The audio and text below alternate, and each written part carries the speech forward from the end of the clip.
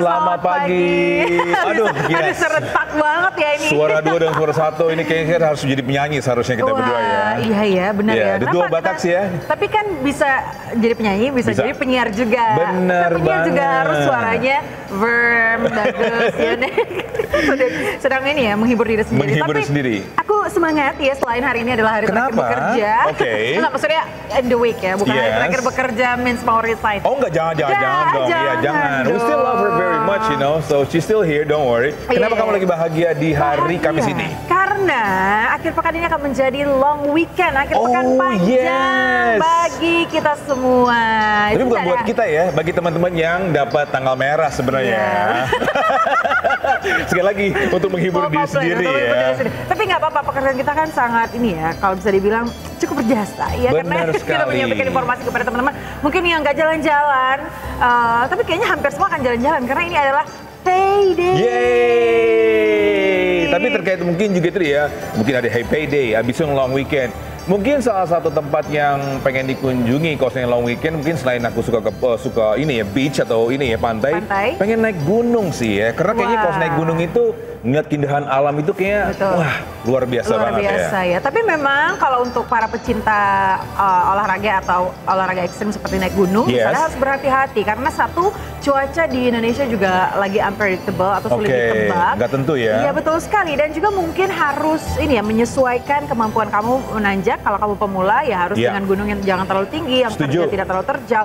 Karena ya kita tidak boleh memaksakan ya. Dan juga nanti kita akan membahas ya Togi terkait dengan mungkin isu yang juga lagi hangat-hangatnya terkait bagaimana turis asal Brazil yang kemarin sempat meninggal dunia di Rinjani karena terjatuh. Ini kita akan bahas dan juga kita akan berbincang dengan salah satu pegiat gunung.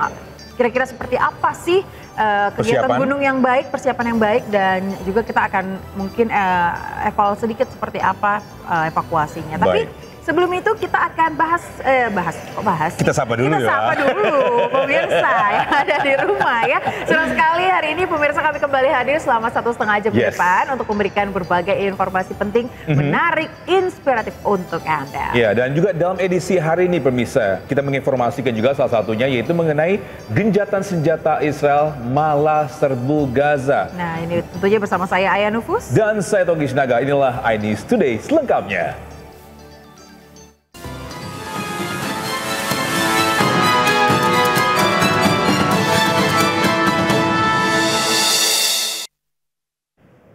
Ya, tapi kita akan ke informasi dari dalam negeri terlebih dahulu, pemirsa. Untuk informasi pertama hari ini, di mana desak-desakan warga berburu diskon di sebuah toko kosmetik menjadi tragedi. Ya, 4 pengunjung remaja luka-luka ketika kaca toko pecah.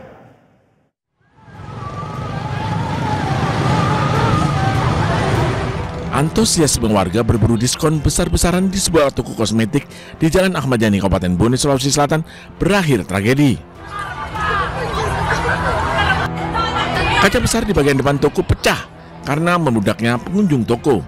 Akibatnya pecahan kaca melukai 4 pengunjung remaja. Para korban luka langsung dibawa ke Rumah Sakit Umum Tenri Awarubone untuk dirawat intensif. Bahkan salah satu korban harus dirujuk ke Makassar karena alami luka robek cukup parah di bagian kaki. Itu ada beberapa luka pergelangan kaki, utamanya pergelangan kaki itu pecahan belumnya, itu kan pecahan kaca toko kosmetik. Kami informasi yang pasien yang menangani pasien itu memang ada satu pasien yang disiapkan untuk dirujuk ke Makassar memerlukan penanganan khusus oleh dokter ortopedi itu vaskular. 3 korban luka kini sudah diizinkan pulang, namun harus tetap melakukan kontrol akibat luka yang dialaminya. Dari Kabupaten Bone, Sulawesi Selatan, Bulan Sri Indramaya, iNews melaporkan. Nah, ini mungkin himbauan untuk para ibu-ibu atau wanita ya, kalau seneng ngeburu diskon pasti pengen tuh yang terdepan. Tapi memang itu dia, harus sabar, ada mungkin ini ya garis queue line-nya. Karena nanti akan ini kok, mungkin bisa bisa mendapatkan barangnya, tapi harus sabar ya. Tapi tergantung juga loh, kenapa jadi karena pengalaman kayak gitu ya. Tapi kalau aku secara pribadi ya, mungkin akan menunggu beberapa waktu hari kemudian supaya lagi nggak terlalu hype. Tapi takut nggak sih kalau barang-barangnya habis? Karena kan pasti kan orang-orang ini pengen first in line, dapetin barang-barang yang mereka inginkan ini, apalagi promo atau salesnya ini dengan harga yang menarik. Benar nggak sih? Benar. Cuman nggak mau sampai nggak mau nunggu, dan juga ramai banget kan, kita menghindari pertikaian lah antara wanita-wanita ya. Tapi begitu, semoga jadi pelajaran ya, tidak usah terlalu terburu-buru. Akan ada waktu diskon lainnya. Waduh, ya kan? itu dia. Nah, 22, 11, 22, 3, ada 12 bulan. Benar. Untuk mendapatkan diskon. Inilah kata-kata bijak dari Ayah ya, memang harus tetap sabar guys ya. Iya betul sekali. Baik, kita ke informasi selanjutnya pemirsa. 2 penonton ditabrak dan diinjak kuda pacu di Kabupaten Sumba Timur, Nusa Tenggara Timur. Ya, kedua korban yang pingsan jalani perawatan di rumah sakit.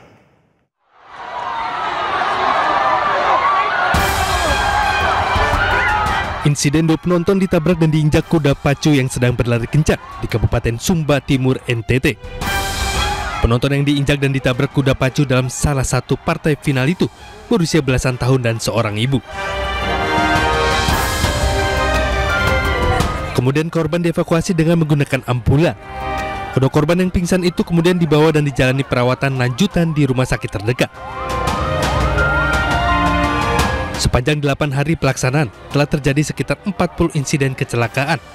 Bahkan ada informasi yang beredar di lapangan ada yang meninggal dunia.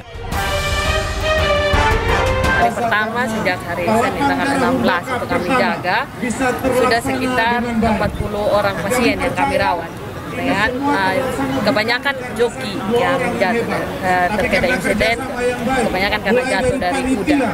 Dan ada 5 orang penonton yang kami rawat juga. Kuda tradisional Sumba Timur ini berlangsung sejak 16 Juni lalu. Pacuan kuda tradisional ini diikuti oleh 757 ekor kuda. Dari Sumba Timur, NTT, Dion Umbu Analodu, Ainis melaporkan. Ya, sementara itu seorang bocah di kawasan Cengkareng, Jakarta Barat menjadi korban penjamretan telepon genggam saat asik bermain game di sebuah warung. Iya, pelaku yang ternyata sepasang kekasih terekam kamera pengawas.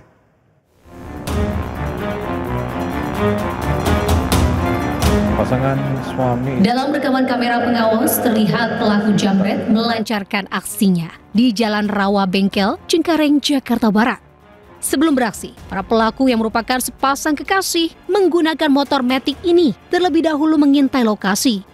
Memanfaatkan situasi sepi ketika maghrib, para pelaku dalam hitungan detik langsung menggasak telepon genggam yang digunakan bocah untuk bermain game di warung.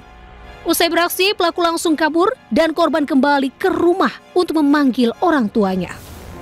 Karena emang di sini sepi kan, kagak ada orang, biasanya juga saya di sini. Karena saya lagi sakit, jadi saya di rumah dulu. Nah, kebetulan dapat info dikirimin dari kakak saya. Itu ada si ponakan saya tuh handphonenya hilang gitu, dicuri.